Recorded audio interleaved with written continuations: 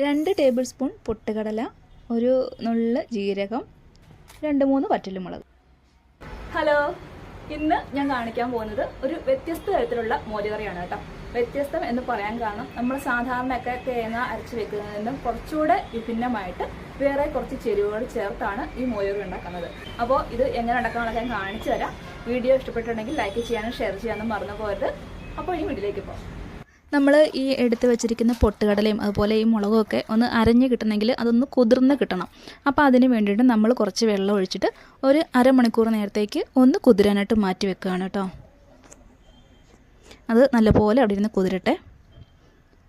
ഇനി നമുക്ക് അടുത്തായിട്ട് വേണ്ടത് വെണ്ടയ്ക്കയാണ്. അപ്പോൾ വെണ്ടയ്ക്ക ഞാൻ എടുത്തിരിക്കുന്നത് നല്ല പിഞ്ച് വെണ്ടയ്ക്കയാണ് കേട്ടോ. അതിൻ്റെ തുമ്പ് വാലുവശവും തലവശവും ഒക്കെ കളഞ്ഞിട്ടാണ് ഞാനിപ്പോൾ എടുത്ത് റെഡിയാക്കി വെച്ചിരിക്കുന്നത്. ഇനി ഇതുപോലെ നമ്മൾ ഈ വെണ്ടയ്ക്കൊക്കെ കറി വെക്കാനായിട്ട് എടുക്കില്ലേ, അരിയില്ലേ എന്ന് പറഞ്ഞതുപോലെ ഇതുപോലെ അരിഞ്ഞെടുക്കുകയാണ് കേട്ടോ. അപ്പോൾ അതാ ഫുള്ള് ഞാൻ അരിഞ്ഞെടുത്തിട്ടുണ്ട്. ഇനി നമുക്ക് ഇതൊന്ന് വഴറ്റിയെടുക്കണം. ഒരു പാത്രം അടുപ്പിലേക്ക് വെച്ചിട്ട് അതിലേക്ക് ആവശ്യത്തിന് മാത്രം ഓയിൽ ഒഴിച്ച് കൊടുത്തതിന് ശേഷം നമ്മൾ അരിഞ്ഞു വെച്ചിരിക്കുന്ന വെണ്ടയ്ക്ക അങ്ങോട്ട് കൊടുത്തിട്ട് ഒന്ന് വഴറ്റിയെടുക്കണം. അപ്പോൾ തീ നല്ലപോലെ കുറച്ച് വെച്ചിട്ട് വേണം വഴറ്റിയെടുക്കാനായിട്ട്. ഇനി അത് വഴണ്ട് വരുന്ന സമയം കൊണ്ടിട്ട് നമുക്ക് ഇവിടെ നമ്മൾ ആ വെള്ളത്തിൽ കുതിർത്ത് വെച്ചിരിക്കുന്നതും ബാക്കി കൂടി ഒന്ന് അരച്ചെടുക്കണം. അപ്പോൾ അതിന് വേണ്ടിയിട്ട് നമ്മളൊരു മിക്സിയുടെ ജാർ എടുത്തിട്ടുണ്ട്. അതിലേക്ക് ഇത് ഇട്ട് കൊടുത്ത് ആവശ്യത്തിന് വെള്ളം കൂടെ ഒഴിച്ച് കൊടുത്തതിന് ശേഷം ഒരു 2 പച്ചമുളക് ഇട്ടിട്ടുണ്ട്. പിന്നെ അതുപോലെ ഒരു ചെറിയ കഷ്ണം ഇഞ്ചി, പിന്നെ ഒരു 3-4 ചുവന്നുള്ളി ഇട്ടിട്ടുണ്ട്. പിന്നെ തേങ്ങ, അരമുറി തേങ്ങ കേട്ടോ ഇവിടെ ചേർത്തിരിക്കുന്നത്. അത് നല്ല പിഞ്ച് തേങ്ങയാണ് കേട്ടോ, ഒത്തിരി ഡ്രൈ ആയിട്ടുള്ള ഉണങ്ങിയ തേങ്ങ ചേർക്കരുത്. ഇനി കൂട്ടത്തിൽ ആവശ്യത്തിന് മഞ്ഞൾപ്പൊടിയും ചേർത്തിട്ട് അതൊന്ന് അരച്ചെടുക്കാം കേട്ടോ. അപ്പോൾ അത് അരച്ചുകൊണ്ടൊക്കെ വന്ന സമയം കൊണ്ടിട്ട് നമ്മുടെ വെണ്ടയ്ക്കൊക്കെ ഇവിടെ പാകത്തിന് റെഡിയായി വന്നിട്ടുണ്ട് കേട്ടോ. നല്ലപോലെ തന്നെ വഴണ്ട് വന്നിട്ടുണ്ട്. ഇപ്പോൾ നമ്മൾ അരച്ചുകൊണ്ട് വന്നിരിക്കുന്ന അരപ്പൂടെ അങ്ങ് ഒഴിച്ചു കൊടുത്ത് കുറച്ചുകൂടെ വെള്ളം ഒഴിച്ചു കൊടുക്കുകയാണ്. ഈ വെള്ളമൊന്നും പോരാ കേട്ടോ, ഇനി നമുക്ക് ഇച്ചിരി വെള്ളമൊക്കെ ഒഴിച്ചു കൊടുക്കണം. എന്താണെന്ന് വെച്ചാൽ നമ്മളിപ്പോൾ ഇവിടെ പൊട്ടുകടല അല്ലെങ്കിൽ പരിപ്പ് ഏതിട്ടെന്ന് പറഞ്ഞാലും നന്നായിട്ട് കൊഴുത്ത് വരും. അപ്പോൾ അത് ലൂസാക്കി എടുക്കണം കേട്ടോ. പിന്നെ ഇപ്പോൾ ഞാൻ ഇട്ട് കൊടുത്തിരിക്കുന്നത് കായമാണ്. അപ്പോൾ കായം ഇട്ട് കൊടുത്തു. ഇത് കണ്ട് നല്ലപോലെ കൊഴുത്ത് വരുന്നിട്ടുണ്ട് ചാറ്. അപ്പോൾ നമുക്ക് ഇനിയും വേണമെങ്കിൽ ലൂസാക്കി എടുക്കാം. ഇപ്പോൾ ഞാൻ വെള്ളം ഒഴിക്കുന്നില്ല. ഇപ്പം നല്ലപോലെ തിളച്ച് വന്നിട്ടുണ്ട് നമ്മുടെ അരപ്പൊക്കെ. ഇപ്പോൾ ഈ സമയം ഞാനിവിടെ തൈര് ഒഴിച്ചു കൊടുക്കുകയാണ്. തൈരൊന്ന് ഉടച്ചിട്ട് ലൂസാക്കിയിട്ട് ഒഴിച്ചു കൊടുക്കുകയാണ് കേട്ടോ. അപ്പോൾ ഈ സമയത്ത് നമുക്ക് തൈരിൻ്റെ പുളി നോക്കിയിട്ട് ഒരുപാട് പുളിയുള്ള തൈര് എടുക്കാതിരിക്കും ഇത് നല്ലത്. ഈ കറിക്ക് ഏറ്റവും രുചി കൂടുന്നത് ചെറിയൊരു ഒത്തിരി പുളിപ്പില്ലാതെ കൊണ്ടുള്ള തൈരാണ് കേട്ടോ.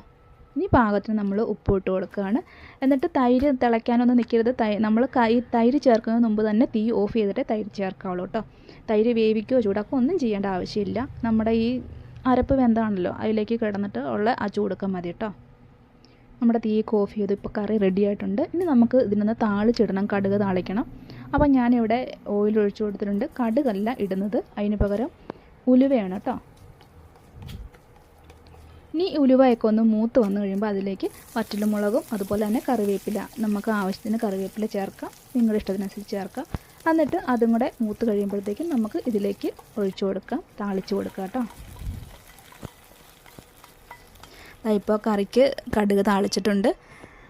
നല്ലൊരു മണവും അതുപോലെ തന്നെ ടേസ്റ്റ് എന്ന് പറഞ്ഞു കഴിഞ്ഞാൽ നമ്മുടെ മോരുകറിയുടെ കൂട്ടത്തിൽ ഇച്ചിരി നെയ്യൂടെ അല്ലെങ്കിൽ ഇച്ചിരി വെളിച്ചെണ്ണ, പച്ച വെളിച്ചെണ്ണയൊക്കെ ഒഴിച്ചിട്ട് നമ്മൾ ഉണ്ട് കഴിഞ്ഞാൽ എങ്ങനെ ഇരിക്കും, ആ ഒരു ടേസ്റ്റാണ് കേട്ടോ ഈ കറിക്ക്. നമ്മൾ ഇതൊന്ന് ശരിക്കും കൂട്ടി നോക്കിയാൽ, നമ്മളത് രുചിച്ച് നോക്കിയാൽ മാത്രമേ ഉള്ളൂ അതിൻ്റെ രുചി എന്താണെന്ന് അറിയാൻ പറ്റുള്ളൂ കേട്ടോ.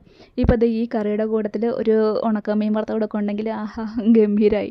പക്ഷേ ഇവിടെ ചേട്ടായി മലയ്ക്ക് പോകാൻ മാലിട്ടേക്കുന്നത് കൊണ്ട് മീനൊന്നുമില്ല, അതുകൊണ്ട് ജസ്റ്റ് മോരുകറി മാത്രമേ ഉള്ളൂ കേട്ടോ. അപ്പോൾ എന്താണെങ്കിലും നിങ്ങളും ഒന്ന് ട്രൈ ചെയ്ത് നോക്കുക. വീഡിയോ ഇഷ്ടപ്പെട്ടിട്ടുണ്ടെങ്കിൽ ലൈക്ക് ചെയ്യാനും ഷെയർ ചെയ്യാനും മറന്നു പോകരുത്. അപ്പോൾ ഇനി അടുത്തൊരു വീഡിയോയുമായിട്ട് വരുന്നവരേക്കും എല്ലാവർക്കും ഒരുപാട് നന്ദി.